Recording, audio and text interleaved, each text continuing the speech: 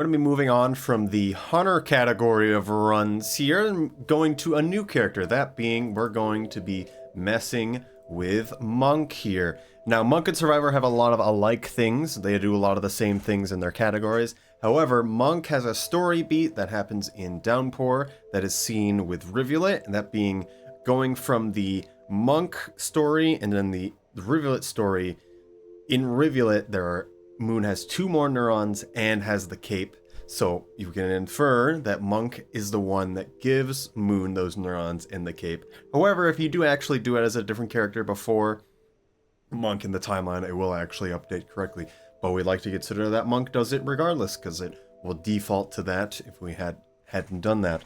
Now, one very important thing about Monk that I'm going to say is, if you are doing a category where you get the cape and have to give it to Moon, whether you're doing the cape % run, which is that's all you do, or the story % run, in which case for Monk this is going to be us going to Pebbles, getting 2 neurons, going down, dropping the neurons off, getting the cape, bringing the neurons and the cape to Moon, and then finishing the run in Outer Expanse ending. Now that Monk has a new ending, we consider that part of the story %. So that'll be the route that's happening. But with any run that uses the cape, if you pick up the cape and then give it to Moon, the game will auto update, and now Moon just has the cape for all characters beyond that point in the timeline. This makes it so that if you do a run of the Monk story % and you give Moon the cape and you finish a run, then you have to completely delete your save as to be able to do that run again. You have to manually delete it. You cannot do a reset in the story. It'll give you the option to reset down here, and you cannot reset it here. It will not get rid of that data. You have to manually delete the data. And so just kind of go over what you have to do here. So if you right click, I'm going to try to have visuals up, but mostly just going to talk through it. Right click the game in Steam, you go to manage, you can browse local files, although that's not actually going to help. I'm just realizing. We want to go to properties, not browse local files. You want to turn off the Steam cloud. And at this point, all the stuff that you have locally on your computer is all that matters. For people who know where the saves are saved now with Downpour, you want to go there. But essentially, it's in AppData, LocalLow, and then Videocult Rain World is where those files are held. So you want to go to your users folder, go to your username, then a hidden folder, AppData, LocalLow, Videocult, and in the Rain World folder, you'll see all your saves, and there should be save or SAV, SAV, SAV2, and SAV3, and those are your 3 save slots. So if you want to reset, say, slot 2, you want to just copy and then paste and then rename one of those to be something else, and then completely delete the one that you want to have opened up, relaunch the game, and then close the game, and then return on cloud saves. They'll say there's a discrepancy. The whatever save slot you reset, in this case save slot 2, will now be completely wiped save, and you'll be able to play that save slot 2 and be able to do the category again. That is the one annoying part about this category. I want to make sure people understand you have to manually delete the save. You have to turn off cloud saves for the manual deleting that you're doing to actually go through. Otherwise, it'll just re-update it. But otherwise, let's just kind of get in the rut and talk about what we're actually going to do. If that doesn't make sense, what I just said, I'm going to try to have visuals on screen. Oh yes, one thing while I'm at it.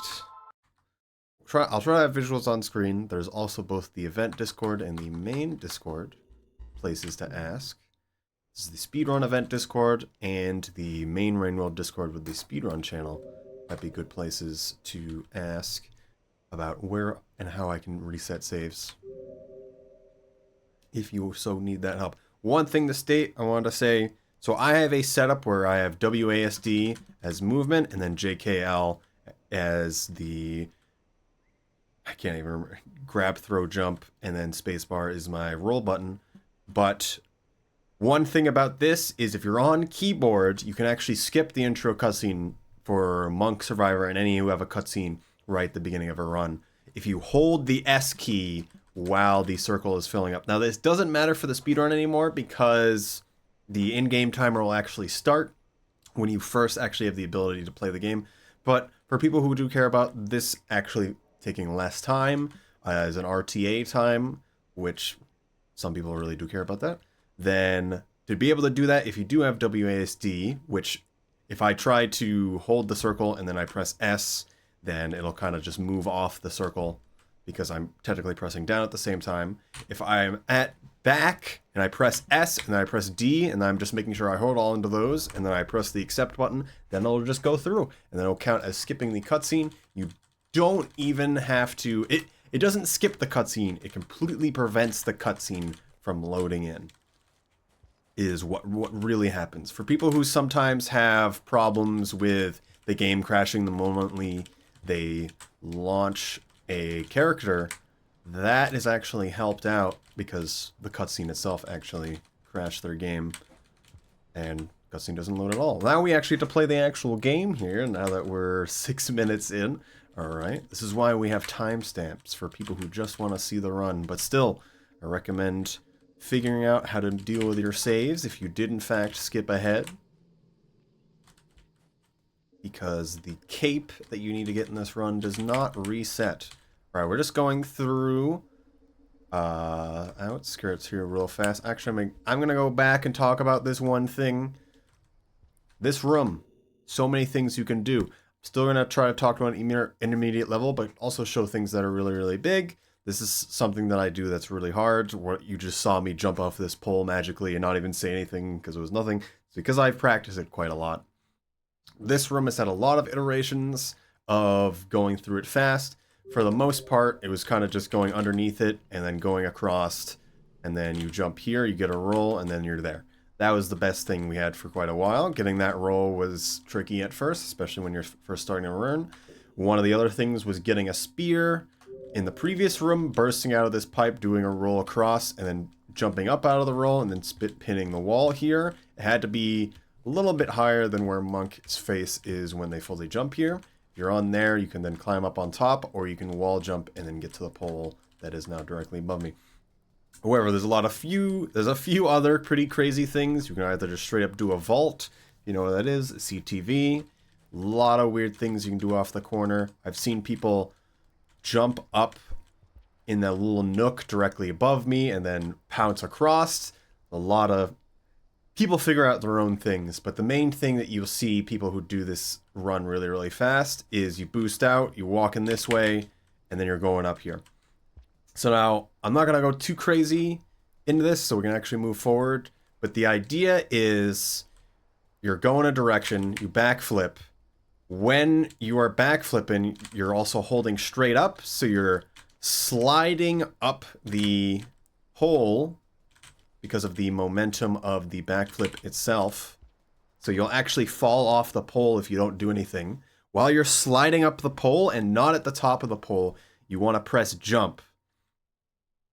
And so you do backflip, one press jump, you press jump again while you're sliding up the poles, so you're boosting up even higher. Then you want to press jump a third time, and the thing about the third jump is you want to press that third jump while you're still going upwards. If you start going downwards at any point, the third jump won't go through.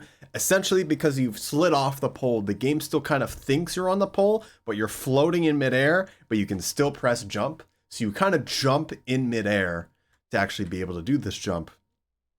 And you can't jump in midair if you are moving downwards. So if you're doing 3 jump presses, so it's backflip at a certain spot, then you press jump to slide up the pole, and then you press jump a third time. I kind of do it a little bit fast because I don't need to get too much height here, but you can actually delay that third jump from the second one to wait until you're basically at the pinnacle of the height of your jump, and then do that next jump and get the highest height you can. In industrial, kind of do the same thing, but I'm not going to go too crazy on it.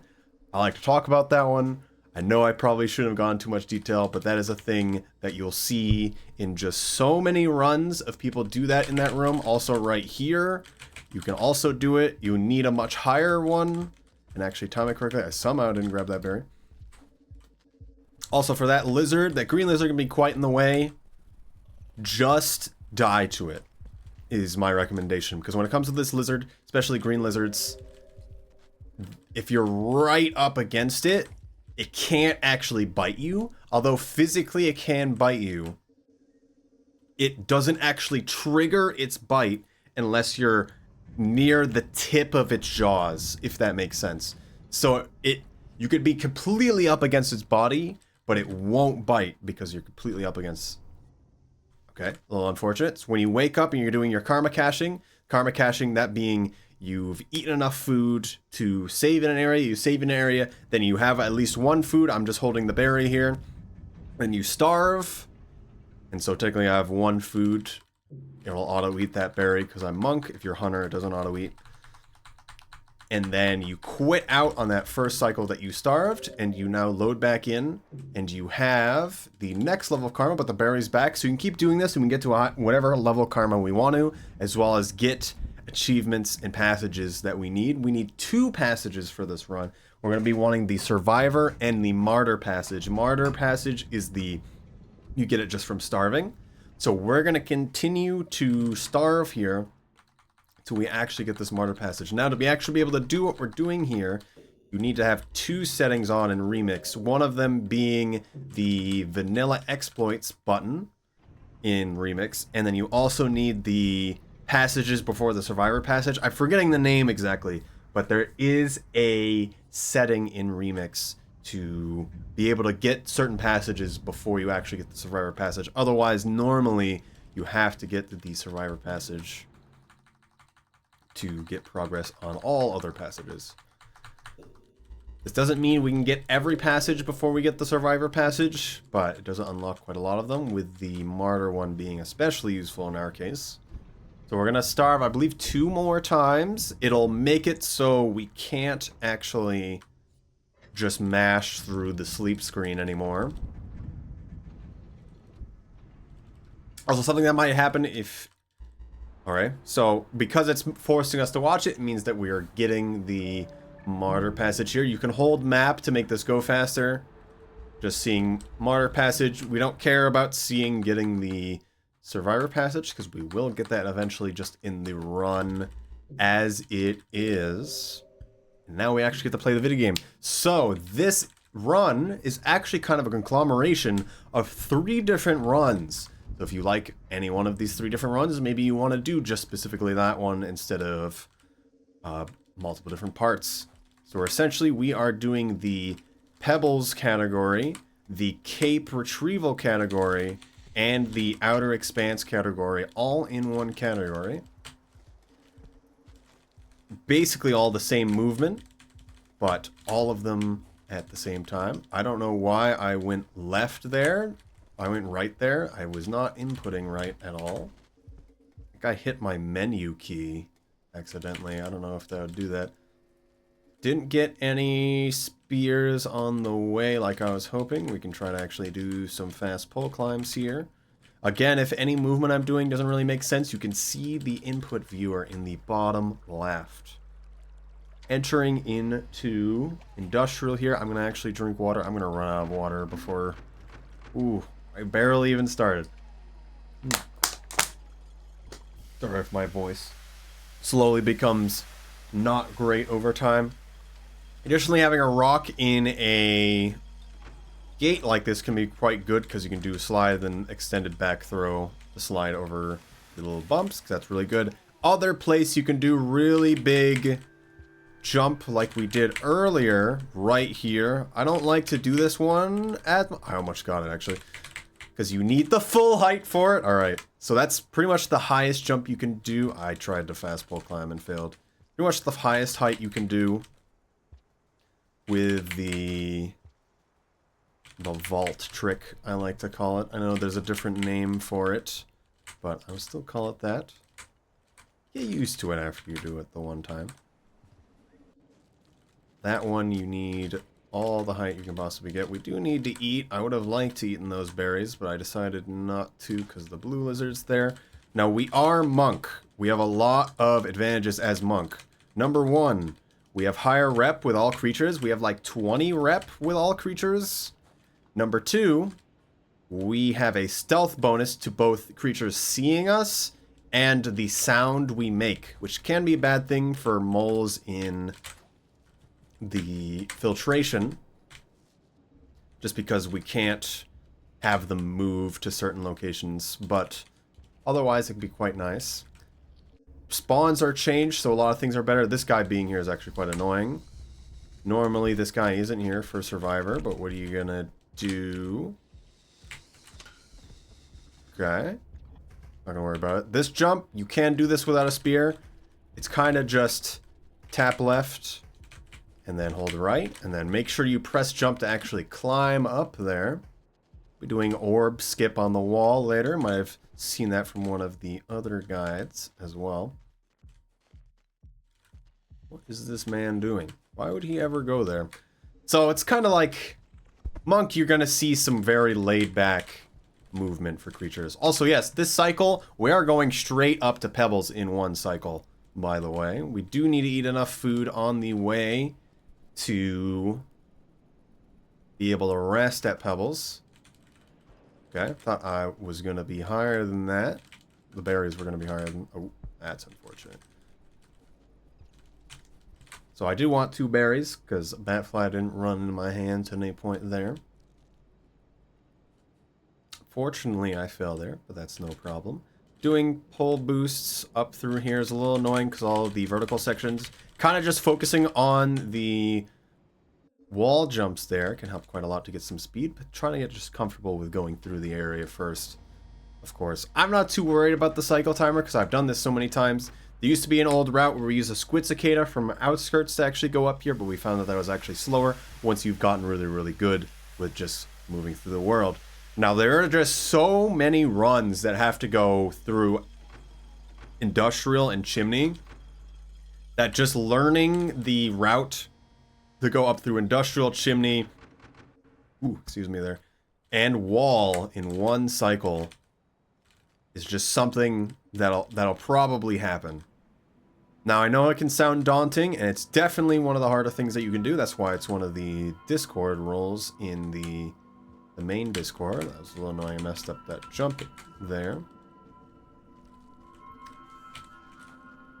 Now, we are going to be going all the way up the wall. One other thing talking about Monk here, we have that stealth bonus. That often means that vultures won't come down. We also have the same thing that Gourmand has, and that being if we're bitten by a lizard that's not a red lizard, there is 0% chance that they will kill us. So if you have a spear, just walk in the lizards. Just walk into them, purposely get bitten, and then throw a spear. Every time you're bitten by a creature and you have not instantly died, you have a period of time where you can... So for that jump right there, I like to boost up off the pole, then wall jump, and I'm predicting going to the left. I'm not trying to get into the shortcut, although you can do that. This white lizard's annoying. So if you're bitten by a lizard, you have a period of time where you can get through... You can perform an action, essentially. So if you know you're bitten by a lizard, just spam throw. That guy was really annoying. White lizards are super tame on Monk to the point where you have to walk into them for them to become aggro for you, and they only become aggro for a bit of time. Don't really know why that's the case. The lizards on the wall all have a set aggro amount. So that means they'll all act very consistently. That one might have acted a little bit more aggressive. But he did not. It just kind of stood there, waiting for me to walk into their mouth. If you touch them, they will chase you for a bit, usually. If you're going through a pipe, going to another room, they might not do that for... Well, they just don't do that often. But yes, abuse the fact that Monk is immortal. We used to all hate Monk before Downpour, but now Monk is a Giga Chad. Do not forget... they cannot die. They have stealth bonuses that are legitimately quite useful. Their story run is actually cool. I love this run. A lot of good things going on. We do have to go into Submerged, but once you know how to do that run, it's really not that bad. It's really not that bad. I'm getting lag in some places that I'd rather not see. I got a little scared on that jump there. Throw things to get distance in the air, because he throws you in the direction you throw stuff in. Because Monk doesn't have far throw distance, you can just keep throwing things and not feel too bad about it, because the spears will not go too far. I believe there is the one debuff to Monk here, and that they might have a lower spear spawn than a lot of other characters. At least for Hunter, where Hunter has a higher chance, and I believe a lot of other characters also share the Hunter spawns. I'm unsure about this, but I do believe Monk will have a lot less spears in general. Of course, there is a lot of spears that are consistently spawning in a lot of places. So we'll be seeing a few of these while we're going up the wall here. So now one thing I will kind of say for those of you that are really just starting, that jump we just did in Chimney might be really scary for you going across that sky bridge. If you can, and of course you don't always have to learn movement to do a lot of stuff. All you need to do is have a pounce, and then understand if you throw stuff while you're in air, you get higher speed. So if you do a pounce at the ledge, and then throw 2 items and then hold up, you're probably gonna always consistently grab that end of the poles at the end of that sky bridge. We are going to be going back across right to left a bit later.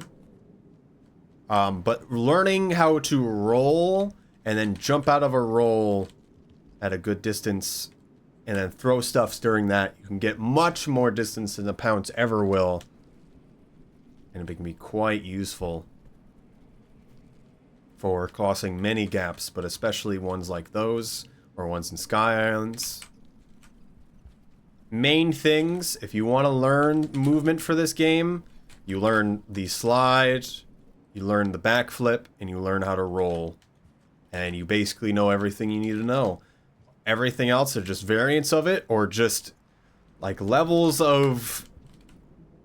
Oh, there's a lot of stuff that's like much harder, like specific, like doing fast pole climb or EI hops, but in the end, they're all just variants of those 3 things.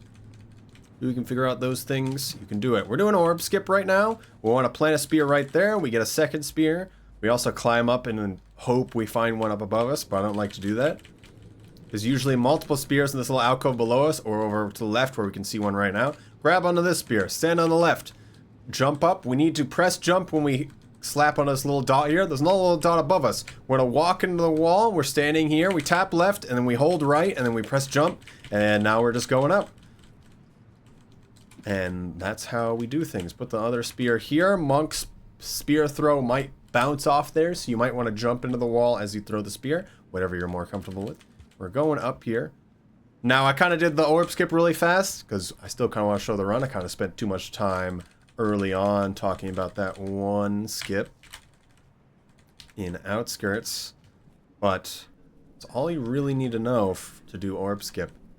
Just kind of doing it is how you learn. Also kind of, oh, didn't really say, I should have said it. This isn't Hunter, so we're really not worried at all about the wall. And we're also Monk, so white lizards mean nothing and they just sit around. That guy just stared at us.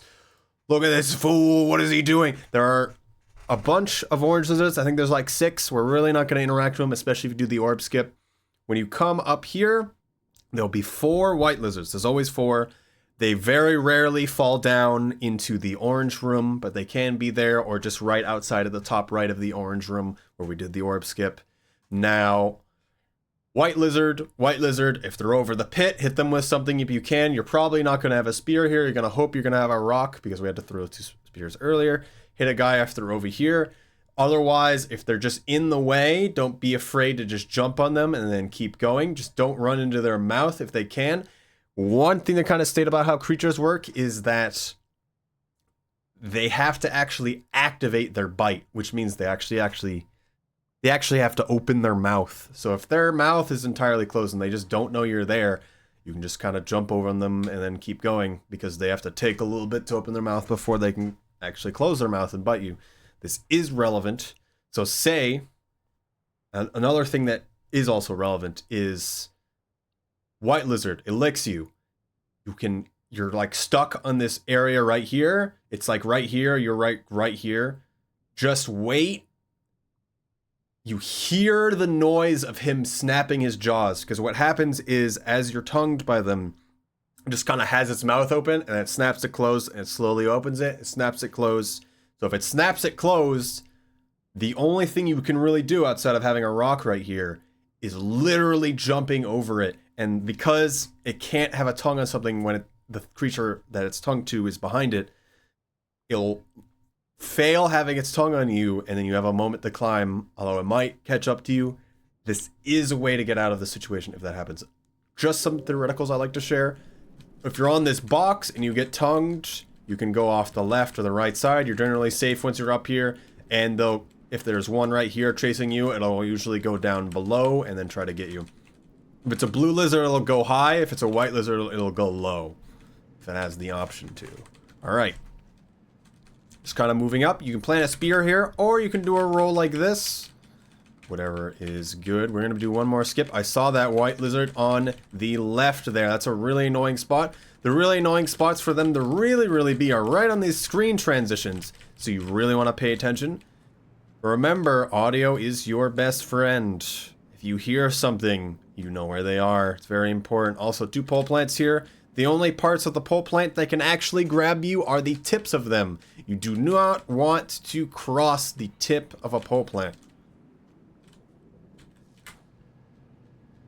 A little surprised that one kind of grabbed, like sticky grabbed me. Don't know where, oh, there he is. There's the last one. Hopefully he doesn't decide to go down. He's going up. That's good for us. I'm gonna put my rock in my main hand here, so I want to rock him first. He's just leaving. I think it's about to rain. There are 2 white lizards that live up above us.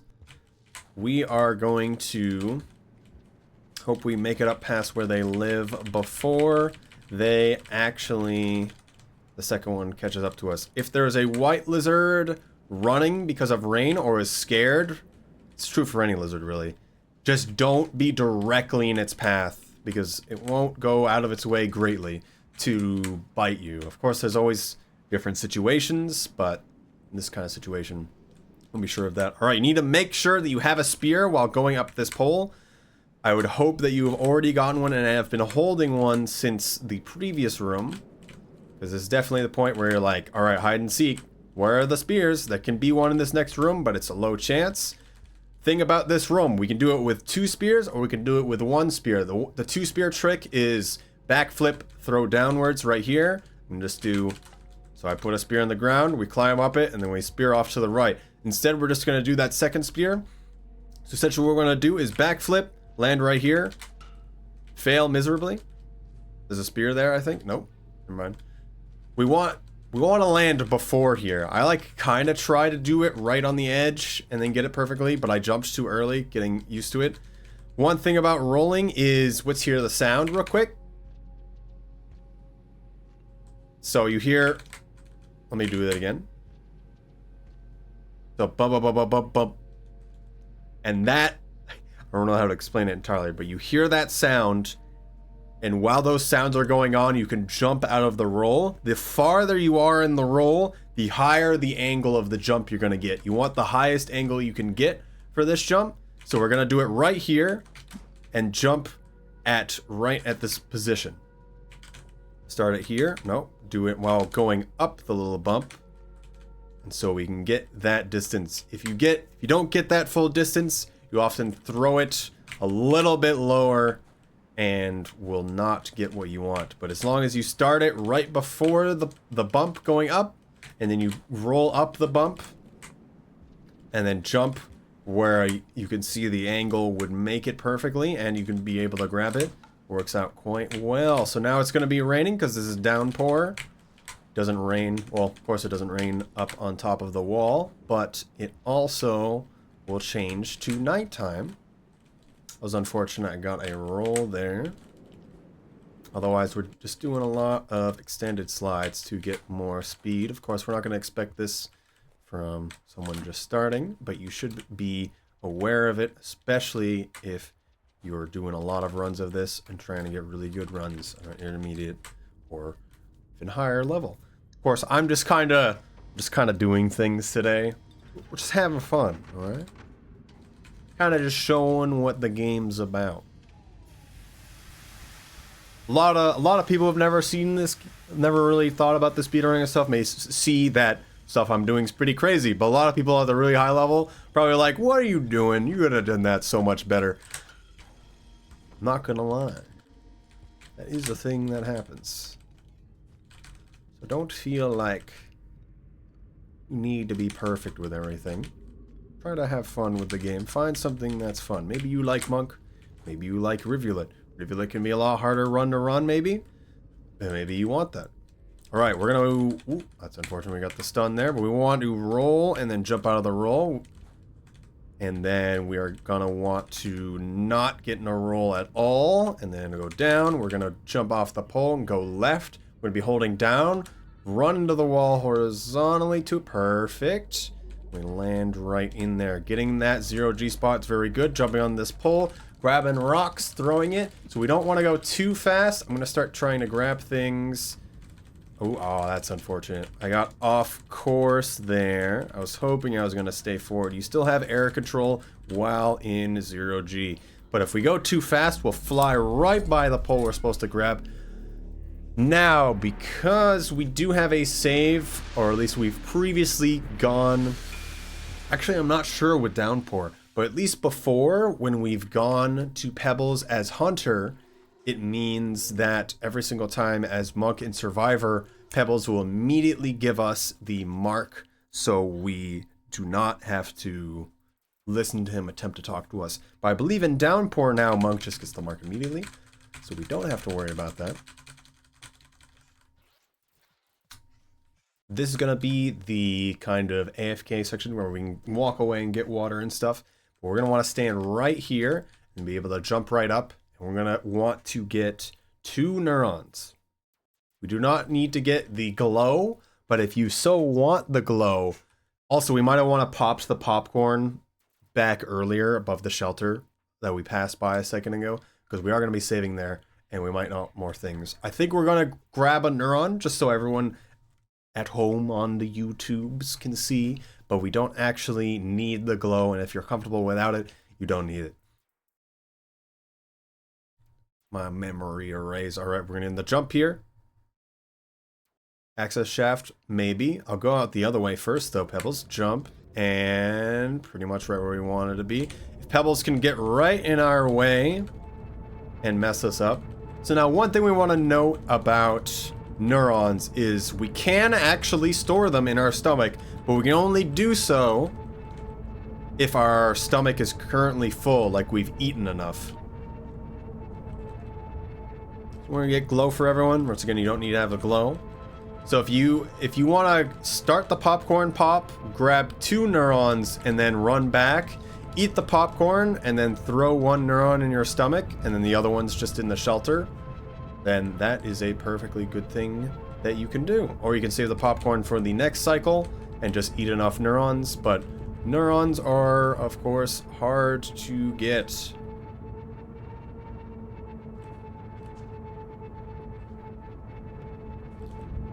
You can't always assume that you're just gonna run into them so easily. This one took a little while, but I'm glad I didn't take longer. We're just gonna skirt across the top here. Pebbles is already kind of pushing us out, which is good. Otherwise, he'll say a voice line. We left his room so fast the first time that he didn't actually register that we left. So we actually entered back in and he thought we were still in his room for the first time. So he didn't actually say the dialogue that he was supposed to. So now I'm still missing 1 food. So we'll accidentally eat this neuron if I try to put it in my stomach. Do not want that, because we're giving Moon 2 neurons, not 1. Survivor, 100%, and a lot of other runs will involve giving Moon only 1 neuron. But for Monk, it is 2. Same for 100%. We're changing that ruling. We didn't have giving Moon the cape for Monk 100%, or 2 neurons for a little while on Downpour. We are doing so now, and that will be required. Ruling isn't updated yet because we want to see a run that actually does that. So now we're going to be going down Chimney, Industrial, and then into Shaded, and then we're going to save there at the end of Shaded. Then we're going to be going into Shoreline, saving there. I think there was a spear to my left that I should have got. That's fine. And from there, we're going to store the 2 neurons in that place. In Shoreline. And then we're going to be going into Submerged. Now, I know Submerged sounds bad, but once you know the route, it really isn't that bad. So one thing that is something that we may want to change a ruling on is that right now we do not allow the Monk Extended Breath setting for speedruns. I believe that it should be changed, because right now Monk has the least lung capacity as any character. However, for going through Submerged, we don't actually need the lung capacity. Just the bubbleweed that is in the area is all that we do need. Alright, when we going back across, I have that 1 neuron in my stomach. Almost just ate that, just making sure it's in my stomach. Alright. We're going to be going back across, and we're going down wall and chimney. Which going down wall and chimney is also something you see in a lot of runs, especially like stuff with Hunter. Been a while since I've gone down the wall. We're just going to be wanting to make sure that we do not lose this neuron. That is the only goal. 2 more slides across. Something else I'm going to say is I am doing what is essentially the minimal amount of saves in a run that you can do. If you're going up from Outskirts and you need to save in Chimney, by all means do so. Whatever you're comfortable with. The way I like to put it is, you're doing speedruns, there's 3 stages. There is simply doing the run. Just kind of do whatever. Actually finish the run. Could take 4 hours. It's still a speed run, and you did it. As long as you're doing it along the route, you're doing pretty good. The next stage is doing the run right. So doing it with whatever is really good strats, or what might be optimal, or you don't die level of things in a run. That's the next level you'll want to hit. So maybe you want to go for actually sleeping in all the correct shelters and you don't die in a run. And that's a pretty good achievement. And the 3rd level is going for that world record, or going for much more optimal strats doing things. Now hopefully we got white lizards not in the way, but of course they are. Also, I'm not really going to talk about the path that we're going down, but I always do the same thing every time pretty much. So right now I'm going to wait here for these guys to do whatever they're doing. What is this other one doing? He's walking into me. What's going on? Alright. The lizard. What's he doing? Getting stabbed is what he's doing. Monk does randomized damage. I believe it's between 0.6 and 0.9 damage, where Survivor does 1 damage. So, and white lizards and most lizards have 2 health. So, consider that as you may. They must get negative health for them to start to be able to die. So if you stab a lizard with 2 health twice as Survivor, does not mean they're dead, but it does mean they're very disabled. Blue lizards have 1 health. Rocks do damage, 1/100th of a spear. So if you actually hit you stab a blue lizard once as a Survivor, and then hit them with a rock, they will die eventually. It's kind of like if they get negative damage, negative health, they roll every tick if they'll die or not. It's a basic idea. Also, back to the creatures have to charge up their bite or their attack. Obviously, this isn't true for centipedes, but you can see it very plainly and clearly on vultures and the wolf spiders. So when it comes to vultures, they don't actually bite you. they grab you with the ears on the side of their head. They also audibly and visually make a sound and visual cue. Also, I probably should have went from the lower path, not the upper path, but that's fine. Let's see if we can go see this vulture audio and visual cue here. So let's go stare at this guy. He's gonna walk on the ground at us. So you can see the two little tabs on the side of his head trying to get us. He's gonna vibrate his head. You hear the sound. Here's another thing about vultures is that they're super pushovers. So we wait for the sound. We stab him. It interrupts his attack. He's gonna do it a second time. I stab him. Because we've stabbed him twice, even if it bounced off his mask, they will now 100% chance leave the room. This is true for every character. So just don't worry about it. It's not true for king vultures. They need to be stabbed like 8 times. I think it's actually 6. I am unsure exactly. But for normal vultures, once you're used to it, they're really not that crazy. They're more moving walls that physically block you that are much more annoying that way. Skov Unger. See this moving wall. There we go. Much better. Almost grabbed me. So we do not want to be grabbed by a vulture. Because although when vultures grab you, they have 0% chance to kill you.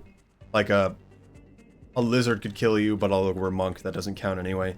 If we stab them or hit them with a rock, they won't always let you go. I'm not exactly sure the numbers on that, but I don't think a rock they'll let you go at all. But if you stab them with a spear, the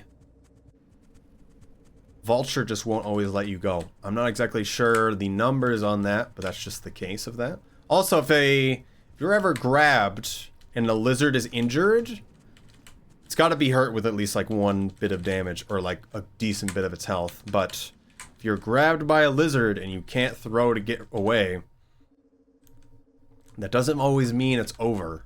Because the lizard, because it's super damaged, can get stunned randomly and then can drop you. So sometimes be aware of that. If the lizard is damaged, it might just get randomly stunned. One other thing I want to talk about is, say, if you are grabbed by a lizard or a creature, the difference between a rock and the spear, and why I say you should have a spear. If you have a spear, it basically always auto-aims to always hit the creature that's grabbing you. But for a rock, it either is thrown left or right to whatever you inputted last. Like, if I'm standing here, which way am I going to throw? I'm going to throw left because that was my last input. That's the same thing with the rock. So the worst thing that can happen is you're grabbed from above and you have a rock in your hand. Because you literally just can't get out. In some cases, the spear also doesn't get you out. I don't really know the specifics of that or why that's the case. That is a thing that can happen. Especially if there's weird angles or if you're next to a wall. One other thing is, say you are a hunter and you're grabbed and you don't have anything in your hands, but you have back spear. If you are pressing grab and throw at the same time, as I understand, I actually want to test that more. You can throw the spear from your back into the creature. Don't think about, oh, I've got to grab the spear off my back and then throw it. Just grab and throw at the same time. Spam the buttons. This is mash. When you're grabbed by something, you pretty much should just mash as it is. Don't just give up. You can do it.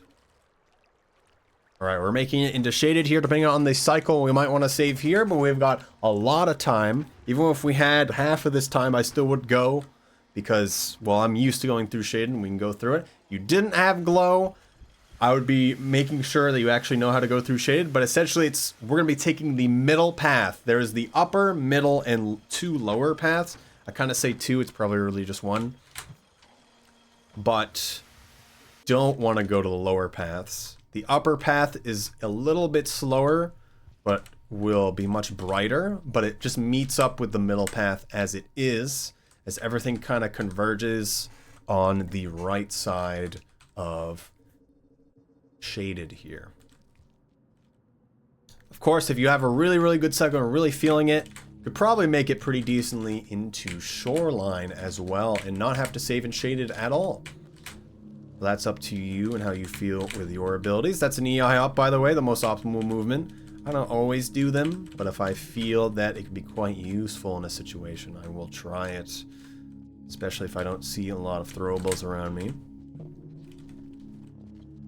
I don't know the best way to explain that, but essentially extended throw, but you also jump out of it at the same time you throw backwards.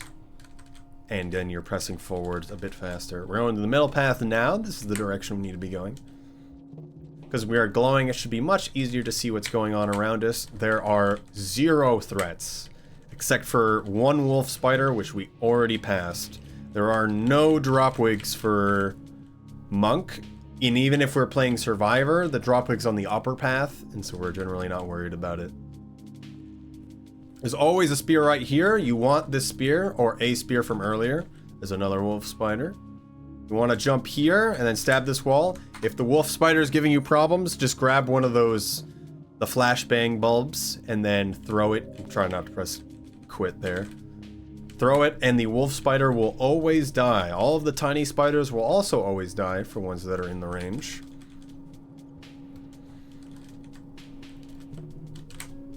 Kind of going through here. Should have grabbed a spear, but that's on me. So there's a scavenger, which is mildly concerning. He doesn't like us. So we do have decent rep with them, but you know how it is. I don't think I need to explain scavengers to y'all. Alright, if we're going to want to eat Damas. But I'm scared to accidentally eat the neuron. Alright, thing I just did there. Ooh, I nibbled it once. It's fine though. Thing I just did there on that wall, I'll do it again actually, just to show it off. Double jump, hold against wall, immediately tap left and jump, and then press jump again. It's just like the skip we did earlier, where you could jump in midair, but only as long as you're not moving downwards. You're essentially jumping off the wall and the floor. It's kind of a version of a coyote jump. Coyote jump kind of termed off of the Roadrunner. The coyote would run off a cliff, but then wouldn't fall for a little while. But essentially, we're contacted to both the wall and the floor, and we jump off of the floor, still thinks we're touching the wall, so we then also jump off. Well, we jump off the wall, but still technically thinks we're touching the floor until we move downwards. Out of the way. And, yeah. Hope the neuron being half-eaten is fine. I believe it's fine. I think it regenerates once we're in here. I'm not going to go much farther because this is generally where I save. I think we can make it across the bridge though if we really, really wanted to. Remember to eat before you enter this, because if you're holding the neuron in your hands, the shelter will auto-close and it'll auto-eat the neuron. And then you're just out of a neuron. These things happen. I like to take upper path going forward right here. Is a bit faster, I believe. Actually don't know. You can take upper or lower in this last section. Kind of saying terminology of upper, lower, and middle. It's just what makes sense. What do you think is upper and lower? There's like upper, lower, and middle for the first part, and there's next to the shoreline area, which is just upper or lower, or going to... We all converge right here. Or going to memory crypts, which is just different. Or the echo. Alright, Shaded Bridge. It's claimed many people. Very deceptive. People are like, oh, Shaded Bridge, I can't die there. And then they die. It's claimed so many people. It always happens. Shaded Bridge. Alright. My voice is dying. I think I will get water. This is live recording, so I am going to have to actually walk away for a little bit. I think I'm going to hit the popcorn up here and get food that way. But I'll be right back when we're going through the gate. Whoa, whoa.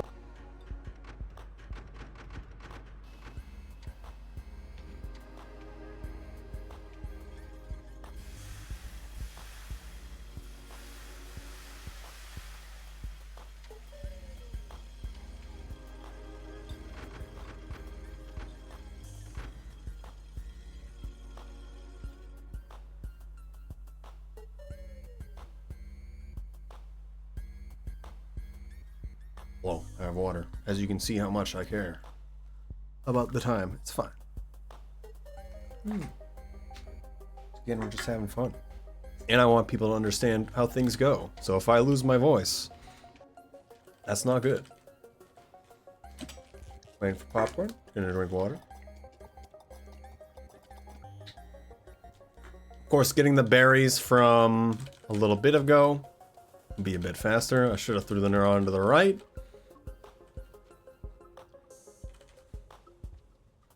We're going to be approaching the shelter. We're going to deposit the 2 neurons in. We really want to spit out the second one into this shelter, as we're going to be...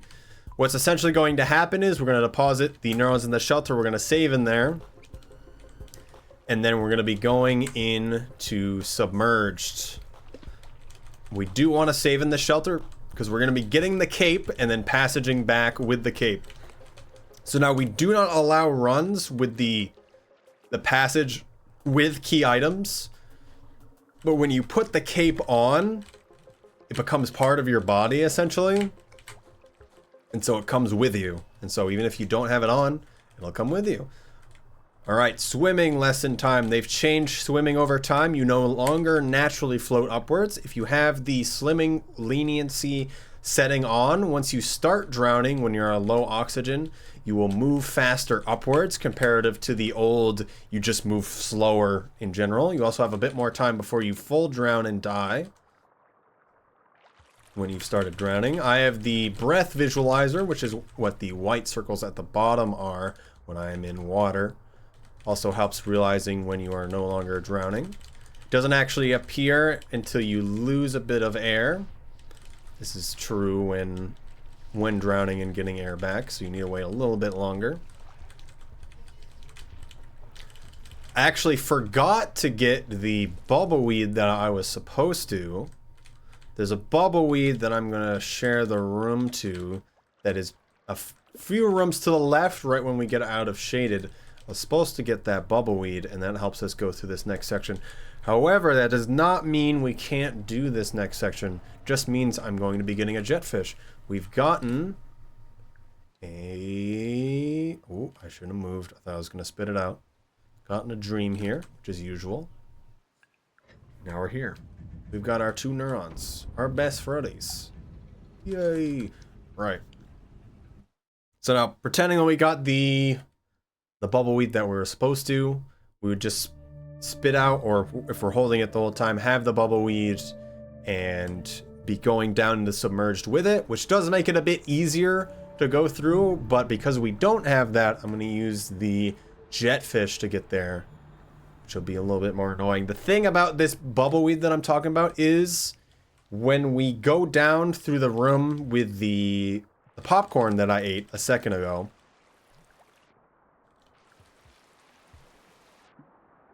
the room that we then go into afterwards is... Ooh, that's unfortunate.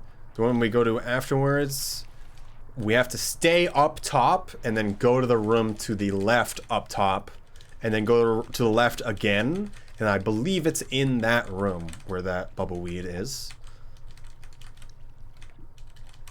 Of course, if you fall down, which is very common, you can just keep going and go here as we did, and then we would get the jetfish. So we're gonna go get the jetfish. But I really, really do recommend you get that bubbleweed because it can be easier because you literally just have it and then move as normal. So talking about swimming again, didn't really say it. If you press jump in water, it gives you a boost, but you lose air. This is unfortunate. There we go. You get less distance overall if you press jump in water. Just don't do it.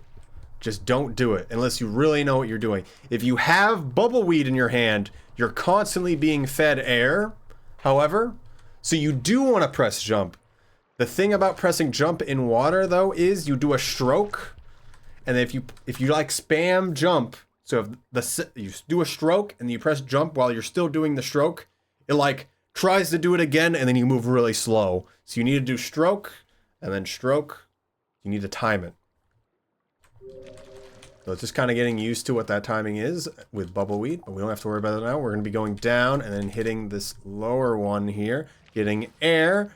We're doing good. This next section is the scary part. There can be a Aquapede. We're going down the left one here. The Aquapede's not here. We're going to be just barely making it, so you do want to make sure you're doing it right, especially with the Jetfish. I like to sit up in this right corner here. I'm holding up and left here, and then I'm waiting till I get enough air. Otherwise, you can just continue to swim and go across, but I'm not comfortable with that, so I don't do that. Wait till I get air in that corner. And then we're just going to be going. So that part is a little scary, especially if the Aquapede's in the way. Sometimes it's good just to poke about and see what's there. See if it is there. I need that second Bubbleweed. Please come back. Reason why we spit out that Neuron is because we need to have a Bubbleweed in our stomach for this first section here. So make sure one's in your stomach, have one in your hand, and then we're going to be going. So it's going to be a little bit till we get to see anything majorly exciting here in Submerged. But when you have Bubbleweed, having two Bubbleweeds in your hand doesn't make it better. It just means they're both counting down. You're not getting more air. You're not getting a longer duration. But if you have one in your stomach, you go through a distance, you get to air, you spit it out, you now have a second one in an area where there might not be Bubbleweed. But outside of this one spot right at the beginning where we need two, we basically just can go through the entire area just by grabbing whatever Bubbleweed is available. Right. Really love this song. The song's called Ascent, I believe. And this jump, I almost always get stunned, but I got the roll there. You can break falls with a roll by kind of holding diagonally down to do a roll and then spamming jump or pressing jump at a correct time. We do need to save, actually. So now I'm thinking about it. It would be good to eat these berries. You need to only eat one because we're going to be passaging at the end of this after we get the guys we need. There's two Bubbleweed here, so we actually don't need the ones from the beginning. Remember to press jump. The stroke can be done fairly quickly, but you can't just super spam it. Kind of see what I mean by what Monk's doing. Come on. So one thing about underwater movement as well is, one, don't scrape your face off of walls or ceilings or floors. That really slows you down. Pressing jump periodically with Bubbleweed helps a lot. And really timing those. I had another thing I was going to say, but I'm forgetting it right now. We're running out of bubbles, so I don't want to press jump. Oh, the other thing is, if you're approaching a corner, like a hard corner like this, especially from below, you really want to avoid that corner. Or at least, if you're trying to enter a one-wide pipe from below, you really want to come at it straight on and not hit the corner from an angle, because then you kind of get pushed away. This Leviathan and one other Leviathan spot are the things that will kill you in this area, so please watch out for that. So this place is huge, but we are taking a very particular route. Just learn the route and everything will be all right. Please trust me. This area really isn't that bad outside of Leviathans, which are annoying. But otherwise, it is quite simple and even fun, some might say. Because we've got a lot of other cool stuff to do. We have plenty of time. Just kind of going through, seeing the funny colors. Hearing the ambient of everything crashing down around us. Surely that is a good thing. Alright.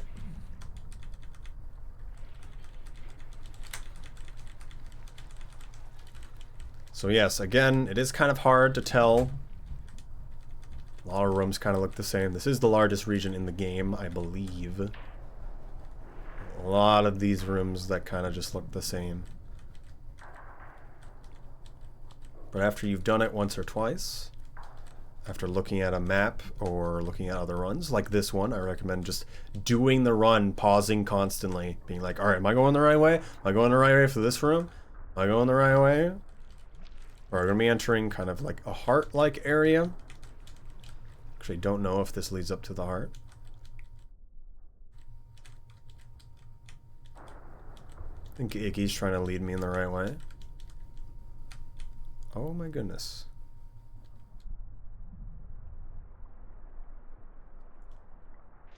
Is there always a jellyfish there?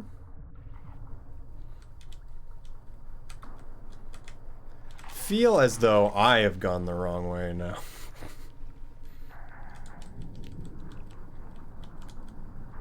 Oh yes. I have gone the wrong way.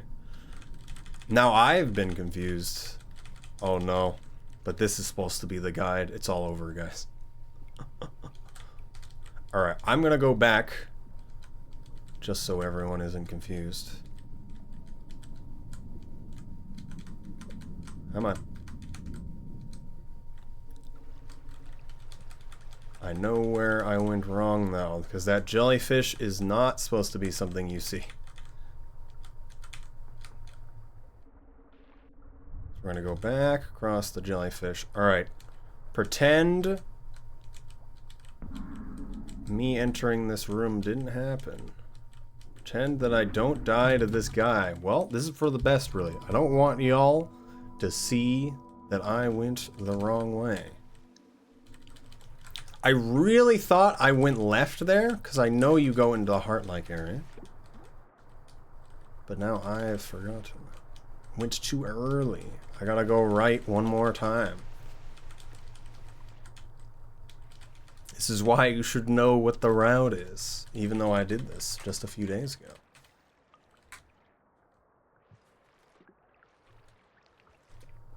Alright, we have to see doing the jetfish again, and then everybody part again.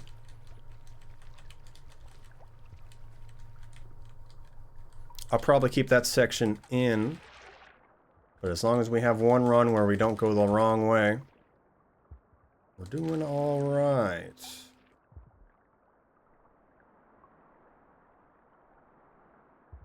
Going long distance, because it doesn't really matter if we're drowning, as long as we don't get stuns. Do lose air faster if we're still drowning, even though we've gained a lot of air. There we go. Now going down. Again, we want to hit the lower one here. Wait till we get enough air. We kind of hear a threat theme. We're going to check for centipede. It's in a good spot. So here's the thing about the centipede. If you are in line of sight of it, it sees you. Period. That's the rule of thumb. Just holding top left once we enter this room. We don't go up across, and we're still getting air. And now we're good. Very good.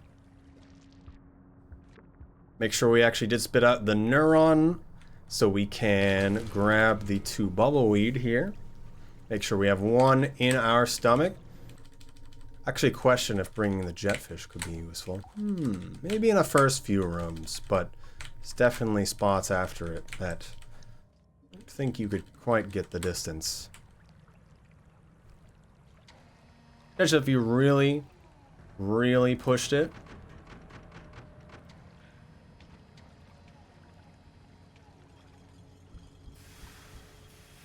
Right, freaking some water here.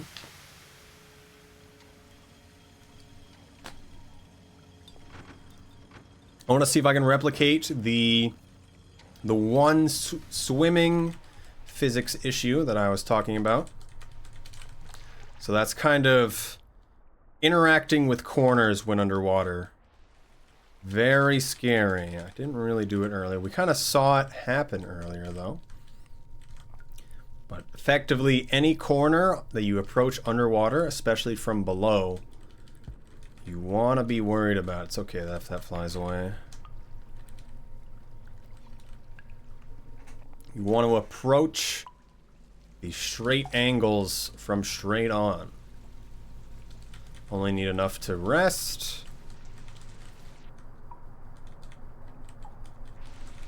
Now we've got bubbles here. You can put a bubbles in your stomach here instead if you so want. Then we're doing strokes.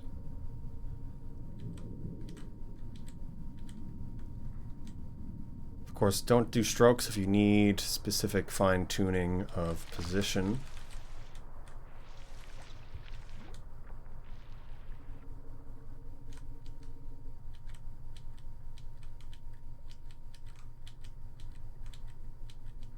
Because you kind of get forcefully sent in one direction, and that doesn't necessarily mean the direction that you're pointing in.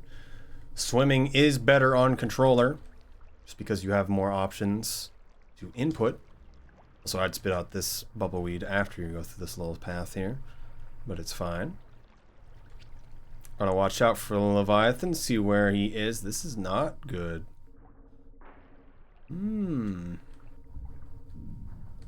Okay.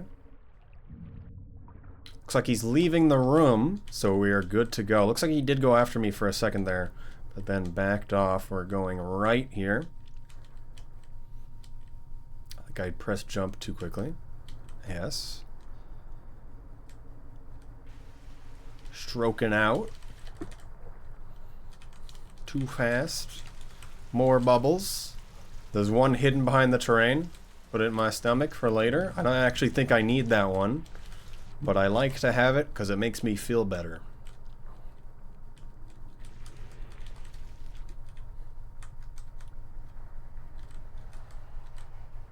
Okay.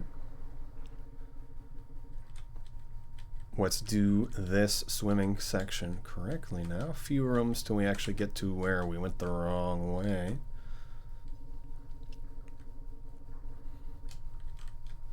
Probably gonna timestamp, hey, I did this section going the wrong way. Maybe look at the other part. However, there's still a lot of things I said earlier that are quite useful to talk about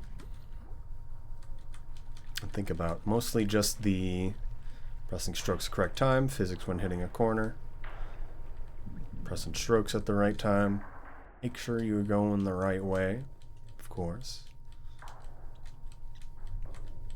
Everything looks the same. It all blends together after you've been playing 56 minutes. Current record for this is a solid hour. Mine is a 1:12. 1 hour, 12 minutes. I believe there can be a Leviathan in this room, which is really unfortunate. We're just going straight right.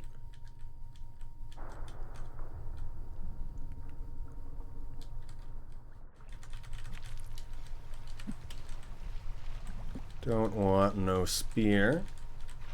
Moving on. Jetfish somehow is in there. Don't know where he came from. We're actually going the right way now. It's a miracle, isn't it? Alright, I think we're approaching the last parts here. So the last room that the cape is actually in does have a Leviathan that can body block and kill you, and you're kind of running out of air right when you get there too. I am going to get more bubbles from Stomach Bubble Land, because I don't believe.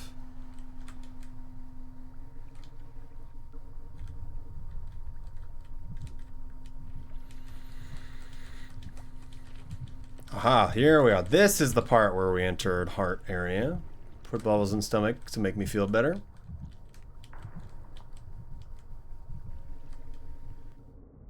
Because I don't think we need this one. Alright, if you've entered the heart area that you're actually supposed to enter, that means you are right here and you're outside, and they're going to be a Leviathan immediately right here, and it just kills you and body blocks you. Right on this screen's part where you're worried about. You're kind of listening and seeing if you can see tendrils, and now we're fine. And there's the cape. Barely noticeable it may be. Grab it, it's immediately on you, and now we go. So now that cape is actually there for most characters. You even get it as Pain Cat if you so want to have a dress as Pain Cat. As we all know, Monk is the most manly of men because he wears a dress. So now we are going to just get to a save point now. There really isn't any problems unless we drown. So now if you haven't eaten, you'd either grab these berries or any of those jellyfish. Now when it comes to jellyfish, only the tips of their tentacles actually grab you. If you get out of water, they let go of you. It's the same for the big ones. If you grab them, they also let go of you. In case you were having trouble getting shocked by them. So we're going to be passaging now.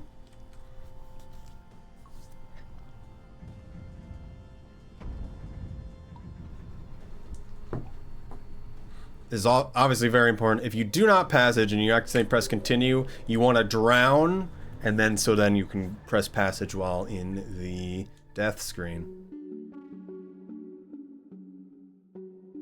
I hold map to make it go faster, but it really doesn't actually go faster. We don't have a lot of regions there, so we're just going to be going to the left twice, not 3 times. We want to make sure it's on the right shelter.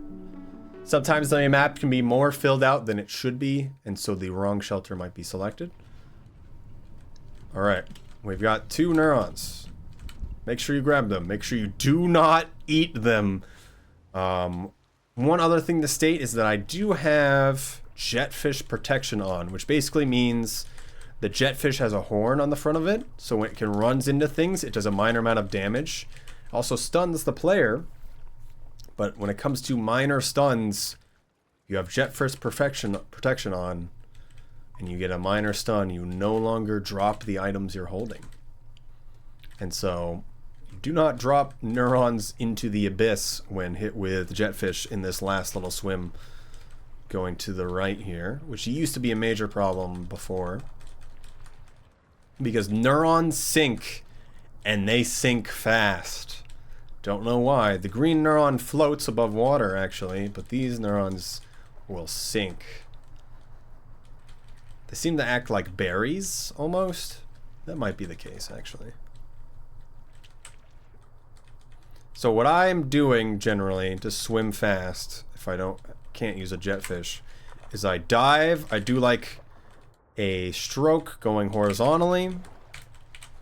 And then I resurface. So I am actually pressing jump in water. Sacrilegious, I know, without a bubble weed. But it's worth it. So here's the kind of the awkward part of how do we get enough food to then passage again. Because what we're doing is we're giving Moon, Neuron, Cape, and other Neuron. And then we need to save. We do need to eat something, so we pass all this jellyfish. But we're holding 2 neurons. No, we cannot eat Moon's neurons. She has to be left with enough. So I'm actually going to throw this.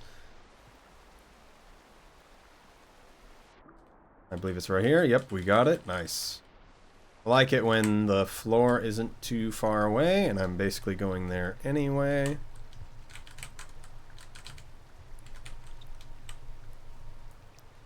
Getting the backflip jump here is one of the things you gotta learn at some point. Though I messed it up. Whenever we're in an area where I can't hear well, I'm always not sure what's going on.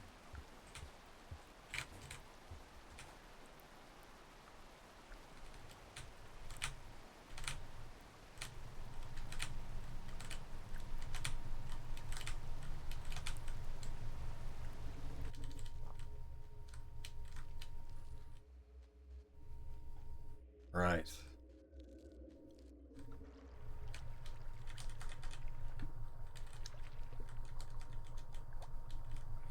Okay, special thing for Moon. Stand right here. Throw.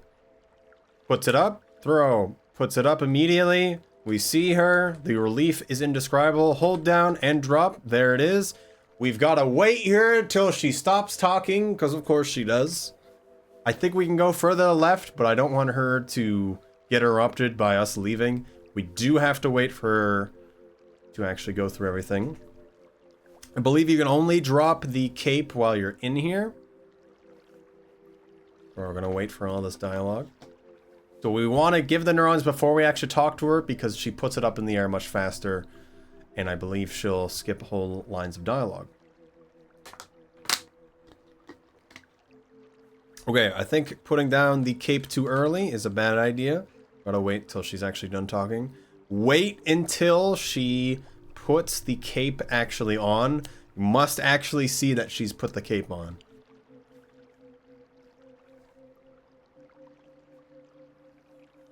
Put the poncho on, Moon. I am escaping.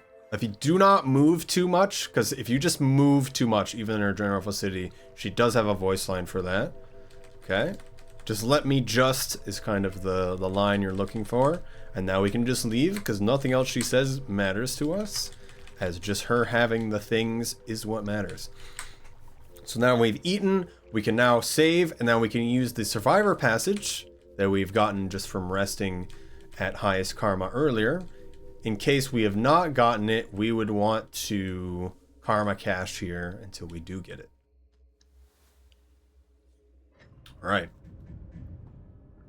One thing I do want to state, there's been a few people that have been interested in glitchless runs, which literally just means not karma caching for the most part. There's obviously other glitches that are used in some runs, but that isn't the overarching rule. It's mostly dealing with deer, which most people find that preferable. But the reason why we don't have glitchless runs is for people who really run the game quite a lot.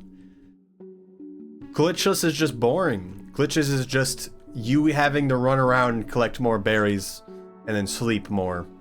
So you've got to reset a beginning that's longer. If people really want it and really find it interesting, then we'll add it as a run. But until people do, we're not going to have glitchless right now. The old glitchless run that is still glitchless is base game, not downpour, enabled survivor intended, which is you doing a route of what is essentially what most people have as their first run of survivor. It's curated to be going around a certain path as well, outside of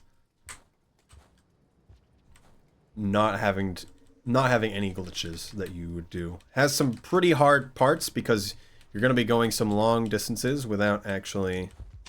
Ooh, that was interesting. Without actually saving, and you have to deal with randomized cycles.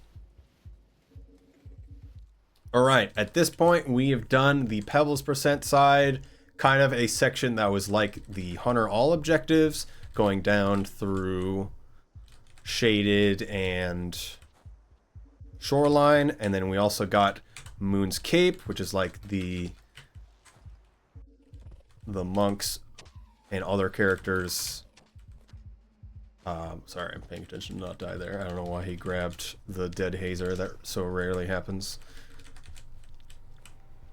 It's like the cape retrieval run, and then now we're going to be doing the Outer Expanse run, which now normally isn't as interesting because we kind of just go into Subterranean. Sorry, I can't speak right now. And then we're going to be going to Outer Expanse and just going.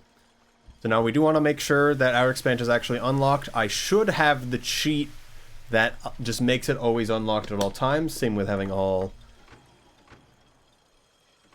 the campaigns unlocked, but I might not have it on, so we'll find out together. I'm going to save right outside of Outer Expanse, so that's fine.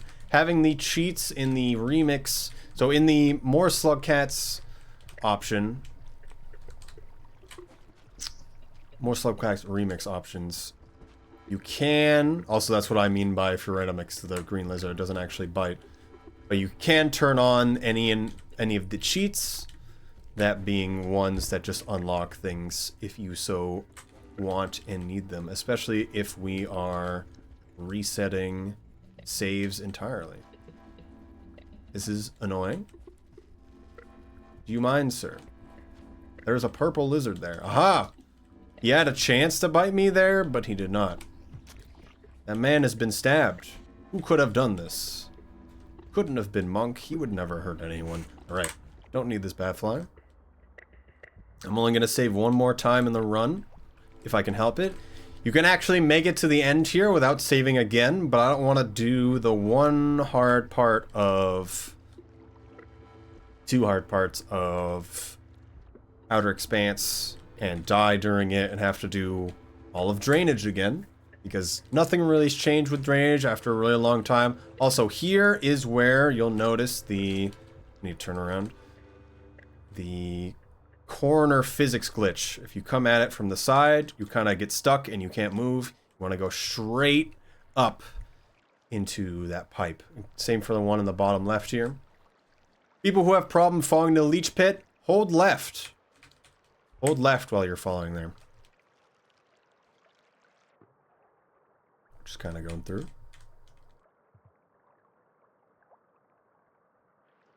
Just keep holding. If you don't really know where you are, just believe. Just like a reset to where the beginning of that pipe is, and then just do the motions of what makes sense to you. I boost on horizontals. That might not be the best, but it's what I do. When you do the fall, tap left on the transition. Just hold down and tap left only on the transition, and continue to hold down so you make it right in that pipe. This bottom left section is the part where you die if you're doing bad on oxygen. So here's something about this geometry. You can boost and then boost again if you are timing and putting your directions correctly, which is not something you can normally do. You can do it twice there, as long as you're not drowning, because we have Monk weak lungs, because we don't have Monk extended breath on, because it's not allowed currently, although I want that to change. We can't do that. Alright. We're going to be going through here. Only crazy part is how fast you want to take this. Fall into kelp and die the run. Not a lot interesting going on in drainage, but a lot that can happen that either makes it a lot faster or a lot slower. Making it into Subterranean here. We're going to be going up instead of down, of course, because we're not ending with the Ascension ending. We're going to be saving right before Outer Expanse gate, because I do need to make sure we have it unlocked. Also, I just like saving there anyway for this run. I did eat right? Yes. Okay, good. Falling down, I like to take this pipe, although the one to the left of it is also good. If you don't like the mole lizard that we're probably going to run into in this next little section, like it can come out of the pipe right as we're here, and that's really annoying. You can go on the right side of this room by taking the shortcut we went by. Seeing this area makes it so much easier, but after doing this area so much in the blind, it's basically boost out, hope you land on something, and jump and just hold left. It's kind of it. Like, I know it's 2 wide blocks, and then there's big gaps, but just don't really worry about it. Just boost, and then press jump, and then hold left. And then you're going to want to fall here.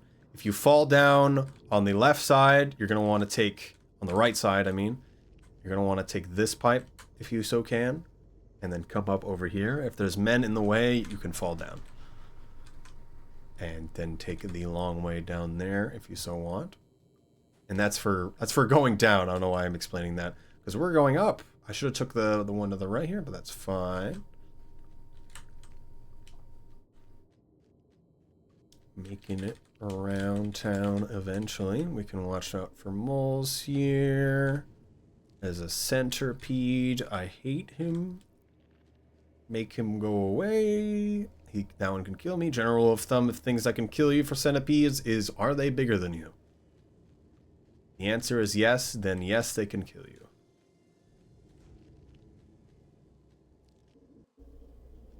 Centipede being here is very annoying. Take it with caution.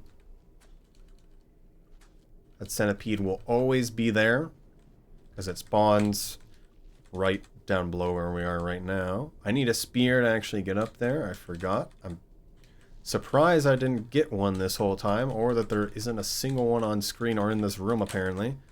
So we're going to take the long way around. Okay, lagged there a second.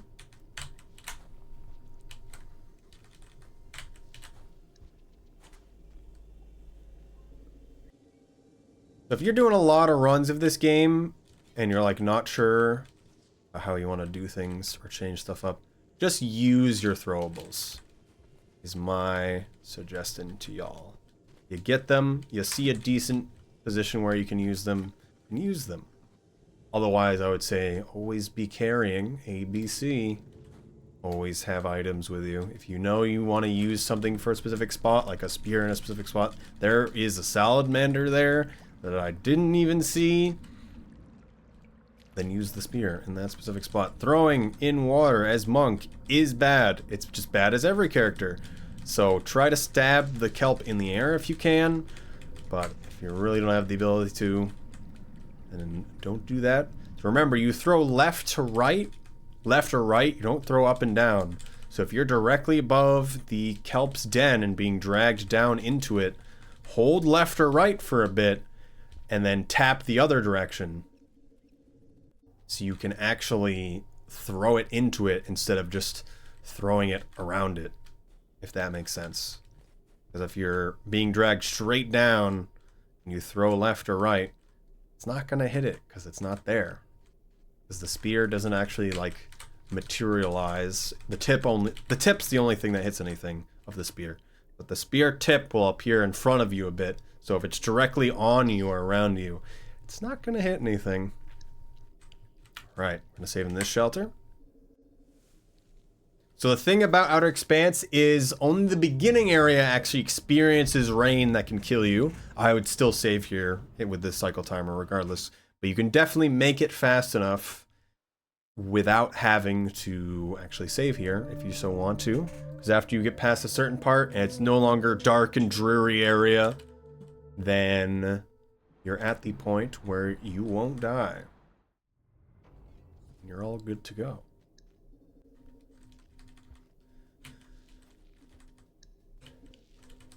Centipede. Don't need to eat anymore, so I'm not going to save. Moment of truth of, did I put the setting on or not? I did put the setting on. Nice. So normally you unlock this gate for every character by completing Gourmand. That being every character, I mean only Survivor and Monk and Gourmand for future runs. Or you can just have the setting on so it's unlocked.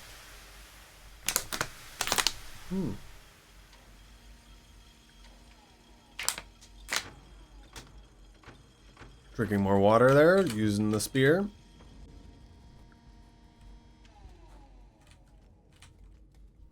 Okay, no fast poke line for me.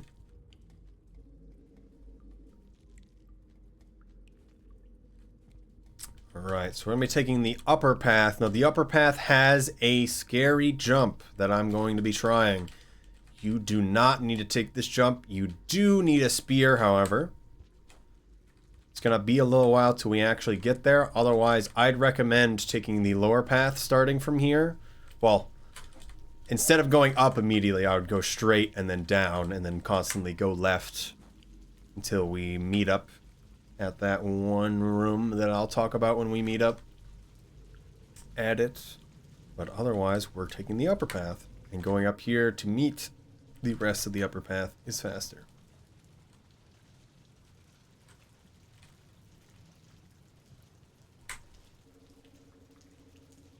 Does have some weird spots. I will say that I'm not the biggest fan of. This guy, I'm also not the biggest fan of.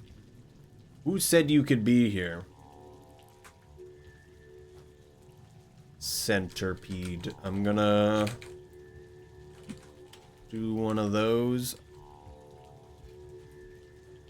That little part is annoying. I'd try to stay as high as you can, as long as you can, is my recommendation.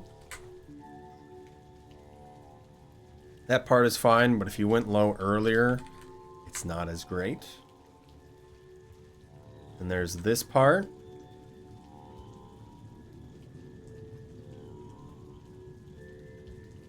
I'm more afraid than I should be, really. There's nothing that can really show up and mess me up. Except myself. Wanted to make sure I had a rock in the correct hand.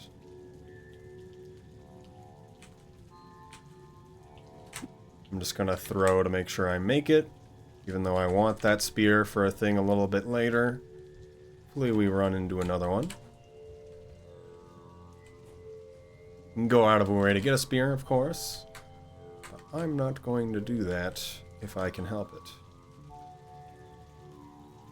Kind of worked out. I kind of went out of my way for that one. This is the room where you need the spear. A fall from here will always kill you.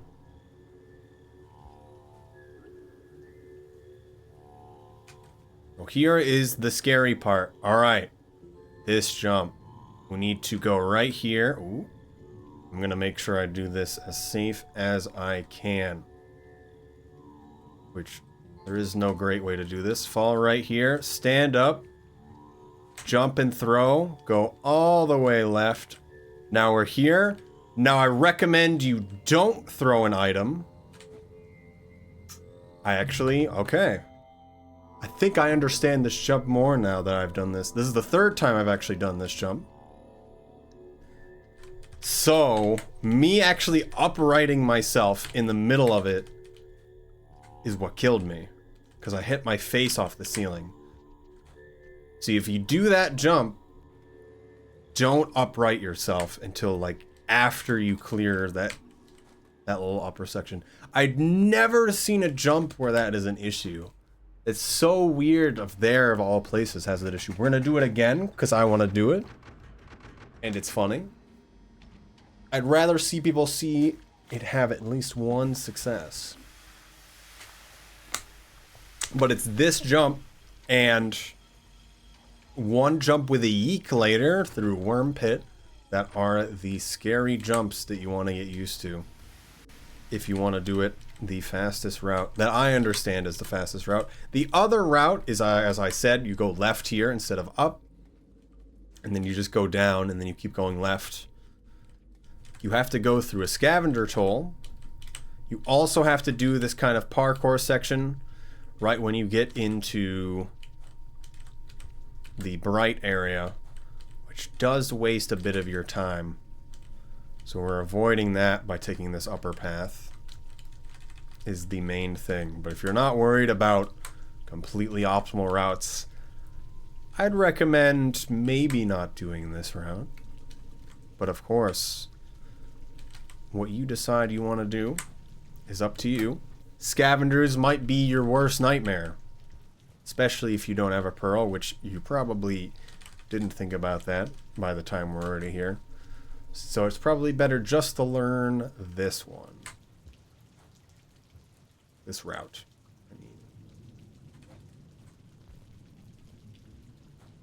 Gonna double throw again because I can. The spear fell over. Very unfortunate. We got all of our things back. Trying and understanding the best route and what exists, of course, is very important. I've definitely ignored a lot of best routing kind of things, and that went to my detriment. Just understanding what exists there. Also, I hope I wasn't adding sound to the microphone there.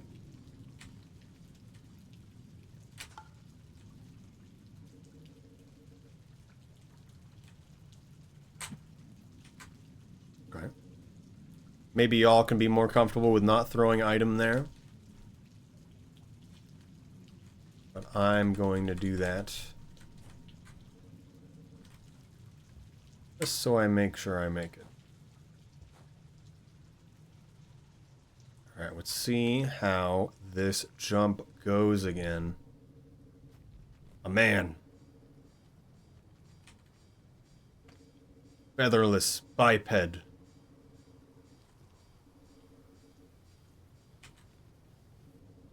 This little bit where you gotta upright... How is he there? Gotta upright yourself. Also scary. And just planning the spear correctly is also just not great.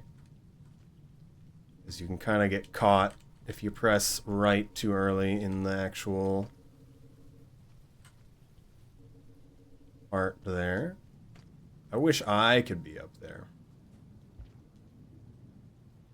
Why did the map not update? Okay. Oh, because I went through a shortcut.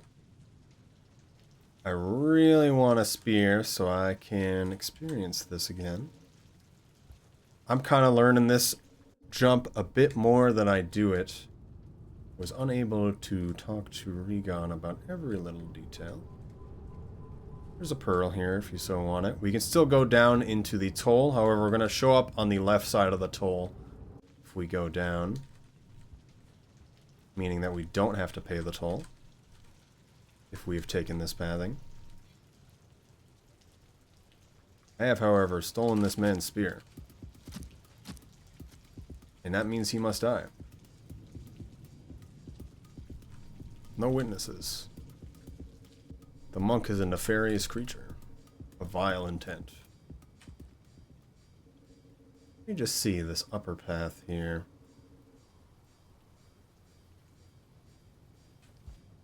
Can you make it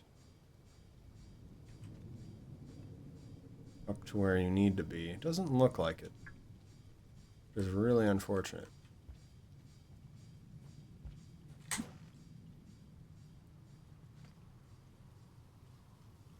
Okay, I'm not gonna upmark myself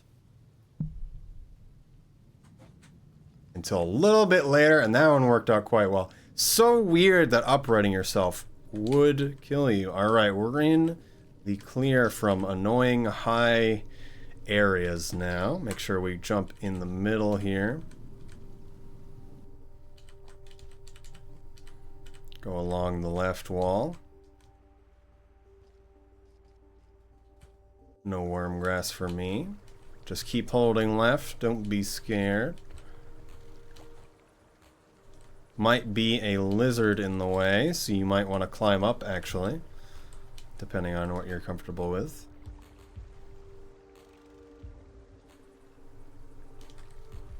You definitely don't want to stop moving when in any of these worm grass patches.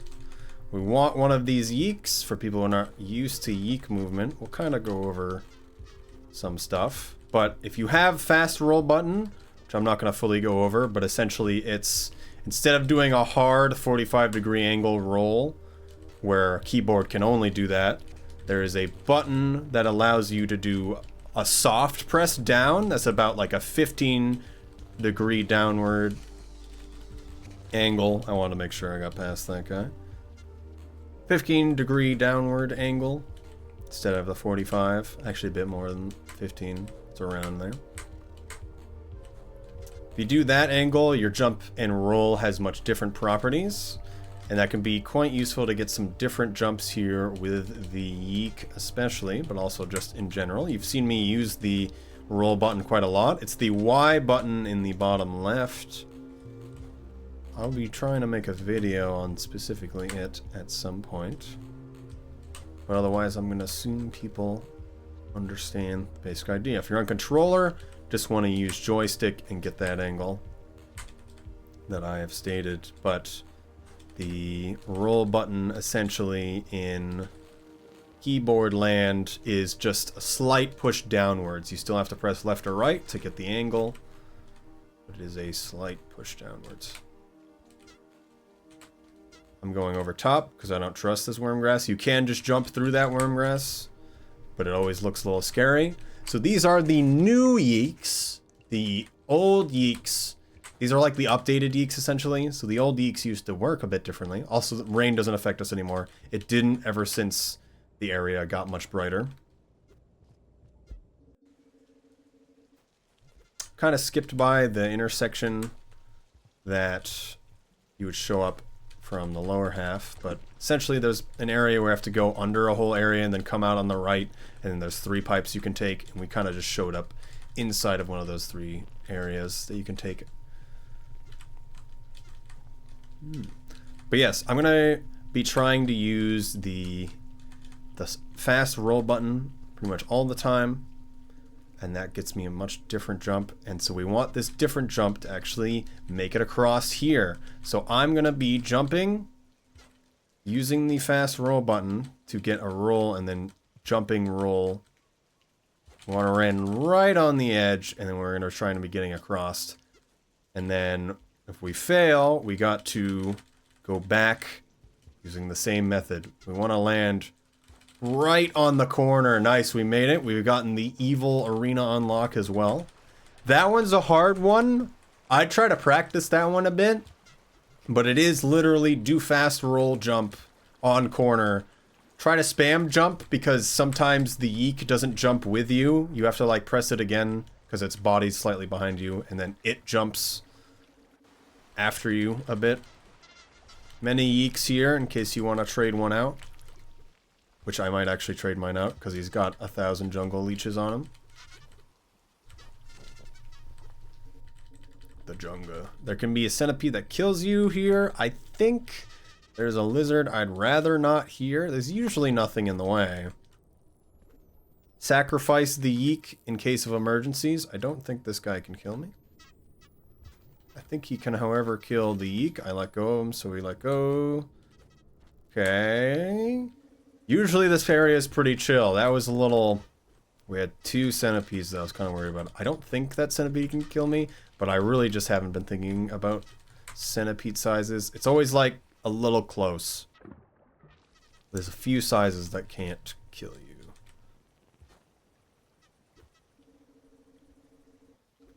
Alright. Making it out. Moving around town. At this point, there is nothing that can kill you. I actually don't know what's down in that pit. I don't remember going down there before. But we've made it. Just kind of making speed now. So you can see this is the fast roll jump, and then this is just me normally jumping. So the fast roll jump on a roll, very useful. Also is more likely to get a roll from a jump than the hard roll. I think the timer is stopped. Once the timer is stopped, the run is done. I don't need to see, if you're submitting a run, we don't need to see any more. We don't need to see any more of a video. Once the timer stops, we're good. Of course, have a little bit after it, so I make sure the timer actually did stop, but... And of course, show as much as you want in the video. But that's everything for this run. I didn't think I'd like this run because of Submerged, but I actually ended up liking it quite a lot. As I do this run more and more, as I'm going to, I'm actually probably going to enjoy this run quite a lot. Now this is actually a pretty decent run. An hour and 30 minutes, and I'm messing around, and I died twice in like really bad spots, and we still got an hour 30. That's really good. Also, this picture amongst hilarious. Yes. All right. Next, I think we're gonna do Monk Pebbles, which is just literally a section of the run we just did, except for people who don't want us to do all the other stuff we did and want a much shorter run. If you want a run that's like 45 minutes to 30 minutes after you've really gotten it down, the Pebbles run is for you. It really is just the one cycle climbing up from Outskirts into 5 Pebbles, and then you're going down there and quitting out at Pebbles and going down into Subterranean, ending the game. All right.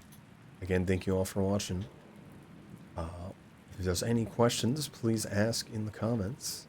More than happy to help out. Otherwise, in my Discord, the event Discord, or the Rain World main Discord in the speedrun channels, no question is a dumb question. Thank you all again for watching the videos. Hopefully this is useful to someone to help learn some routes or something with the run.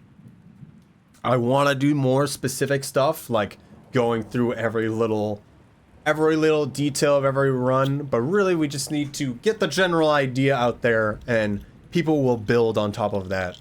Of course, I went through some bits of things that you should know, but this is the basic idea. In a lot of ways, when it comes to the speedrun, it really is just learning the run.